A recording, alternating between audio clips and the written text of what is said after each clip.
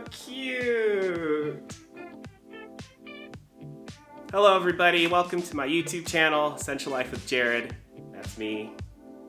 Today I'm in Seattle for the weekend, enjoying the cold, rainy weather.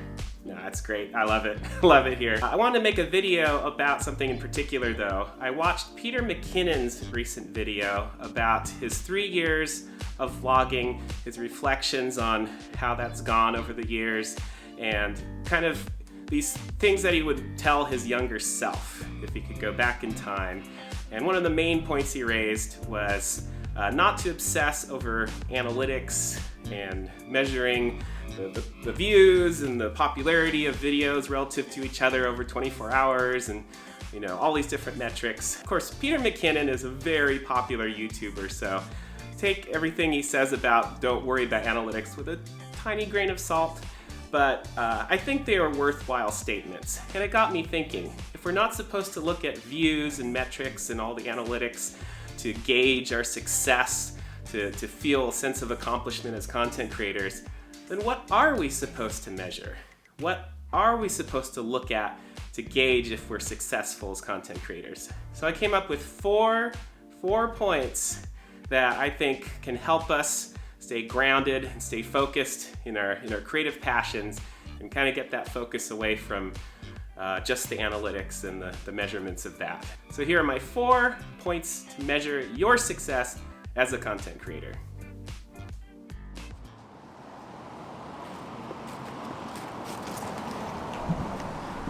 So the first measure of success that I think is vitally important is having fun.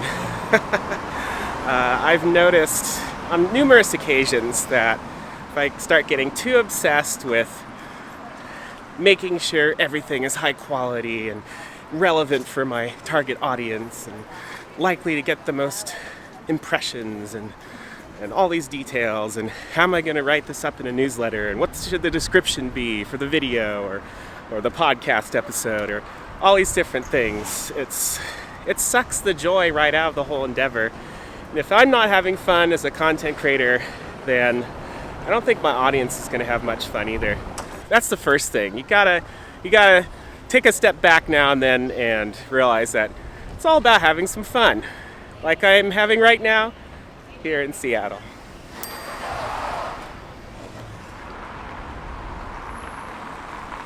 A second good measure for success is how you are growing in your craft. I know this may sound like I'm stepping backwards from my previous point here, but no, I mean, as long as you're having fun doing it.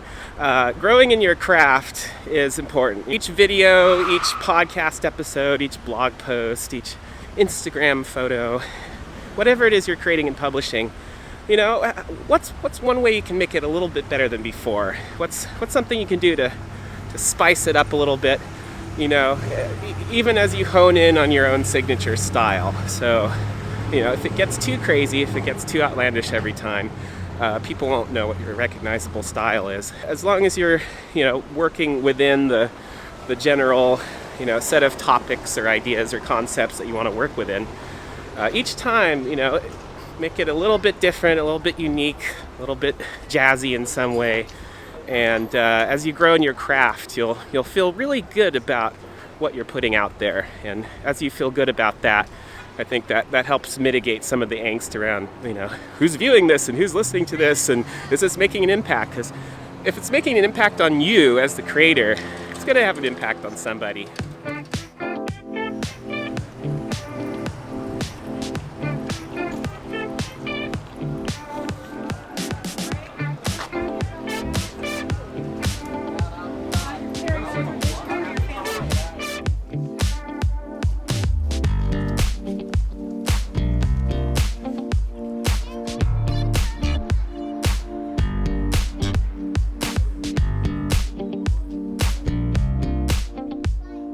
Here's a crazy thing. This whole area along here used to be a ginormous viaduct that carried traffic through this whole area on like a double-decker freeway, and they took it all down. So now there's this amazing waterfront view, and they're going to be building in parks and all kinds of cool new stuff here. So major win for the city.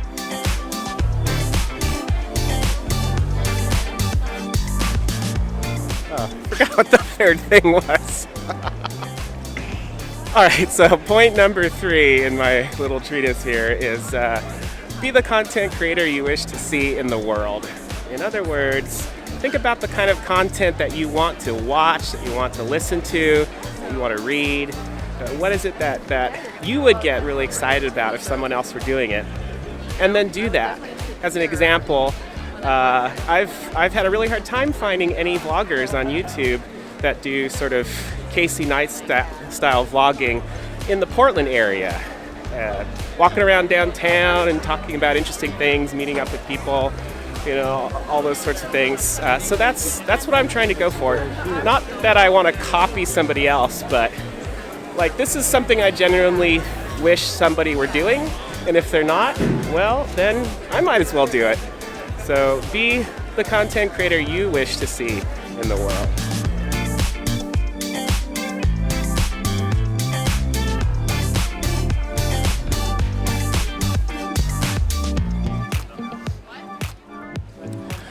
All right, my fourth and final point in all of this is work on streamlining your pipeline, the content pipeline. This is something that I feel like I haven't heard enough people talk about.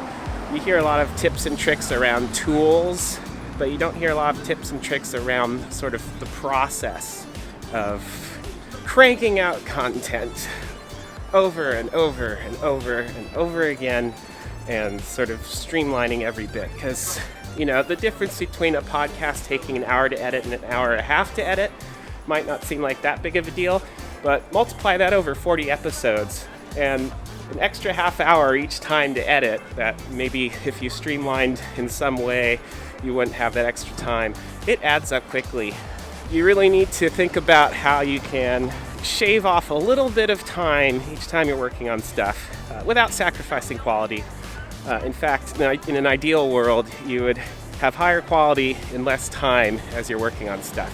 So streamlining your content creation process is really important, and as you do that, it'll take less time to put out something really good, and that time savings will really add up when it comes to, you know, promoting your content and working on new ideas for new stuff and just not getting bogged down in each little bit that you're working on. So those are my 4 points. I hope you enjoyed this video, and there will be more Seattle stuff coming up here, so stay tuned. All right, bye.